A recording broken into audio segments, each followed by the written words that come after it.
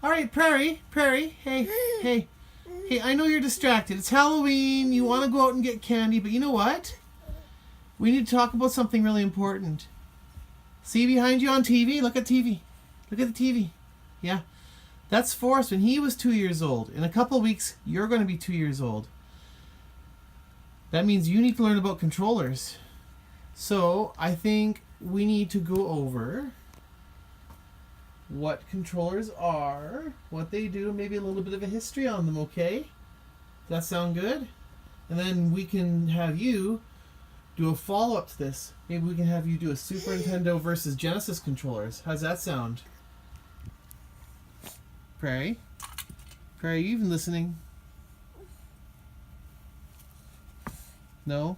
Alright, well, I guess I'll have to make this into a video so that you can watch it again and again and again until you get it right.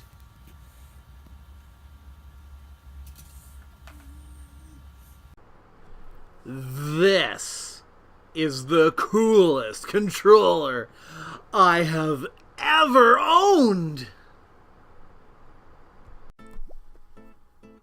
Let's start with the Atari 2600, or the real Atari VCS. Like the arcade machines that inspired this machine, we are granted a similar tool, the joystick. It was a great, simple device to grant 8 directional movements to be translated in various ways to the gameplay on screen.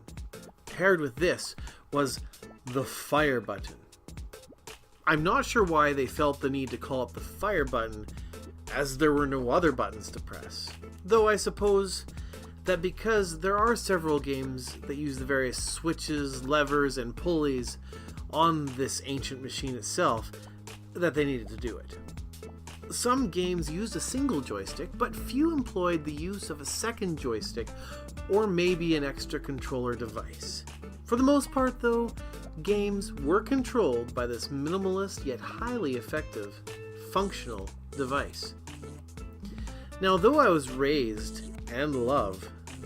by and love the Atari 2600 joystick, I tend to use a Genesis controller to play on the 2600. But not just any Genesis controller, but one modified to look like the Necronomicon from the Evil Dead. Now, this controller was lovingly crafted by the Atari Creep and was given to me via a contest he hosted that I didn't quite win. It was this contest that inspired me to host my own contest, which was the last episode, called The Bag of Mediocrity. Psst, check out all 4 parts of episode 5. With the NES being the next huge monster of the next generation of gaming, they needed to bring bigger and badder tools to the fight. And they did. They brought a whole second red fire button. The joystick was smushed into a little plus sign called the D-pad. The buttons and pad swapped sides from how the Atari had it set up.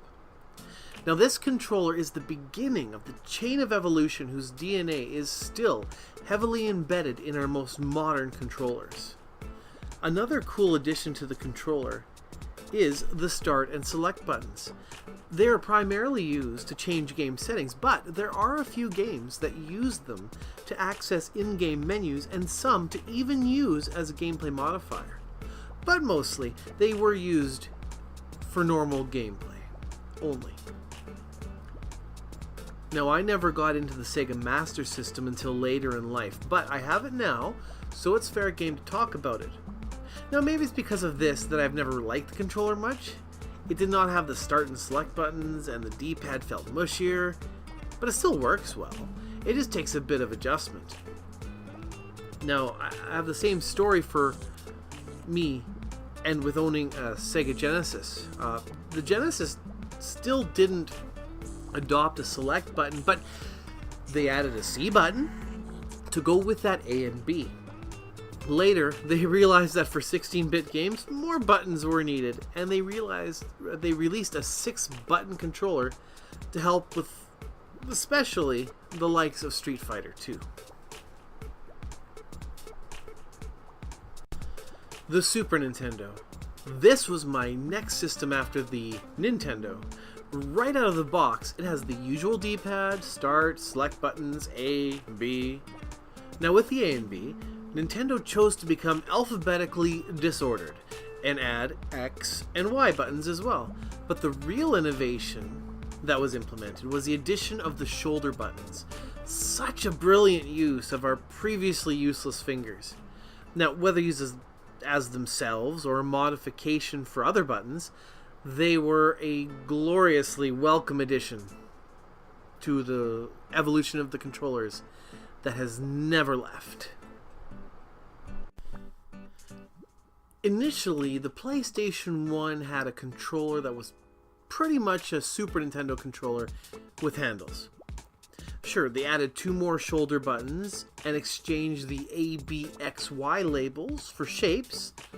Remember, the PlayStation has a cross button, not an X button. Otherwise, this was a very familiar feeling controller. Later on, they released a couple new controllers for the system. Both were very similar. One was just with analog sticks, the other one had analog sticks and rumble. So let's just focus on the latter, the DualShock. It had 2 analog sticks that worked so much better than the N64 controller's analog stick.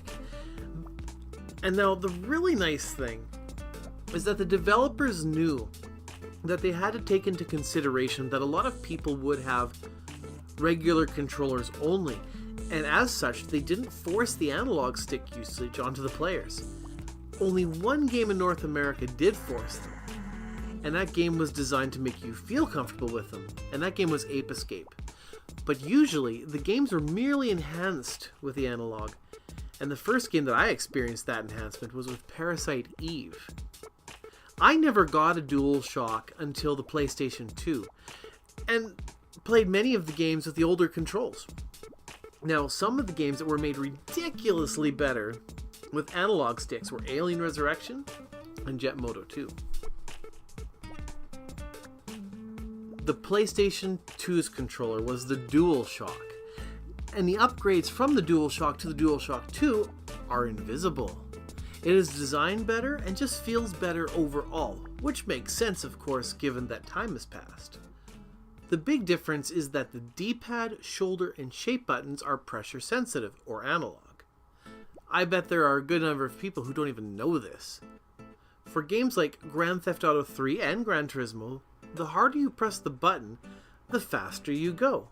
Now this sort of plays into the old natural instinct that we all have had, where the more intense it gets, the harder we press. Now this sort of idea was used in the very first Street Fighter arcade game, but wasn't very popular. The thing is, it wasn't very popular on the PS2 either. Honestly, I'm not a fan, and not many people were, and we've barely seen the features since. The PlayStation 3 was initially fully backwards compatible with the PlayStation 1 and PlayStation 2. That compatibility meant that those pressure-sensitive buttons remained, though they weren't used for many PlayStation 3 games. The controller was mostly the same, but Sony included some motion sensing technology in the controllers, called 6-axis, and named the controller the same. They removed the vibration technology with the claim that it would interfere with the motion technology. I have my doubts on that. Later on, they did release a DualShock 3 that had both motion and vibration. I liked the motion sensing, but it wasn't as precise as I would have liked, and it wasn't used terribly often. Later on, though, they released the Move controllers, and they would do motion control right and have a life even beyond their mother console. Another change to the PlayStation 3 controller was the L2 and R2 buttons. They weren't just pressure sensitive, but were full analog triggers that worked great for racing games.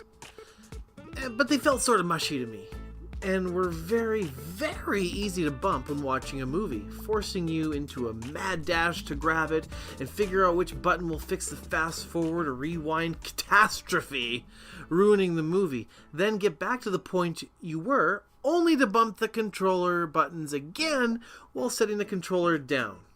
And this is why I have PlayStation remotes for both my PlayStation 3 and PlayStation 4. Now, one button I didn't talk about on the PlayStation 2 was a button called the analog mode button. Now, it was rarely used unless playing PlayStation 1 games on the PlayStation 2. It was more of a controller setting than anything that affected the games directly. Now, for the PlayStation 3, that button was removed and replaced with the PS or PlayStation button, which served as a home button that took advantage of the powers of the PlayStation 3 and was a button instrumental in the shift from old school consoles to something more versatile in nature. Now, of course, using the PlayStation button, you could access a menu that would toggle the effects of the old analog button. Again, the PlayStation 4 controller was essentially the same controller. There was still the motion sensing 6-axis type technology inside, but it was more refined and useful. Now, the L2 R2 triggers were a better shape and felt better overall. Now, this controller did something very sad. It killed off the long-lived start and select buttons. In their place were the share, the options, and the touchpad. The share button is strictly for, believe it or not, sharing purposes, capturing gameplay and screenshots and sharing to social media or on the PlayStation Network itself. The options button should have still been called start. It does the exact same thing. Now, the touchpad is a capacitive pad that you can trace your finger over or click. The pad can be clicked on the left or right side to potentially different effects. So those start and select are gone. There are now double the buttons and a versatile touchpad. The other feature is the light bar on the front of the controller that aids in motion tracking in conjunction with the PlayStation 4 camera, like the Move controllers are. It also changes color based on what's going on in the game, like, say, Grand Theft Auto, where it flashes red and blue when the cops are after you. The problem is you don't see that light bar when playing, as it's on the front of the controller. Now, that was fixed a bit in more recent versions of the controller, as a tiny strip of color now appears on top of the touchpad. Now, I would have argued for the removal of the light bar entirely. But when the PlayStation VR came out, the light bar finally had a real purpose, as it helped in tracking the controllers in VR, which, though still not as great as the old Move controllers, it is a very welcome addition to have. Well, here is an unpopular opinion, and one I wouldn't have expected to come from me either. Currently, the Wii U gamepad is my favorite all-time controller. Yep. It's got the D-pad that its successor, the Switch, ditched. It's got all your old favorite buttons, though none of them are red fire buttons. It has the great analog sticks that we're used to with modern gaming. And there are a few new features too. Now, the first is obvious. The screen. The Wii U pad screen is used either as an alternative screen, so you can play without the TV, but more fun and incredible is you can use it like the DS's second screen. Many games use the screen as a map or an inventory or a second perspective for mini games and any other number of imaginative uses. Now, I particularly miss its usefulness when playing Splatoon 2 on the Switch. Now, on the Wii U, I can make a quick glance at the map to see where to best go to spray some ink, touch teleport to teammates, play mini games while waiting for the match to load up, or target enemies with specific weapons. Well, now I have to press a button that brings up the map, that takes me out of the game and leaves me vulnerable to attacks. Now, it's a sad step backwards losing that second screen for that game in particular, and I'm sure there's many more examples that can come up, but I love Splatoon, and I really hate that I suck more at it now, and I blame it all on the lack of a second screen. Now, the next awesome feature is that above its screen is a built-in, fully functioning Wii sensor bar. Now, as the Wii U is completely backwards compatible with the Wii, and one of its features is being able to play on the pad instead of the TV, the sensor bar is great, as you don't have to find a way to set up the larger, bulkier bar. Well, larger in relation to the smaller pad. The last feature is the NFC, or Near Field Communication Reader, that allows the machine to use amiibos.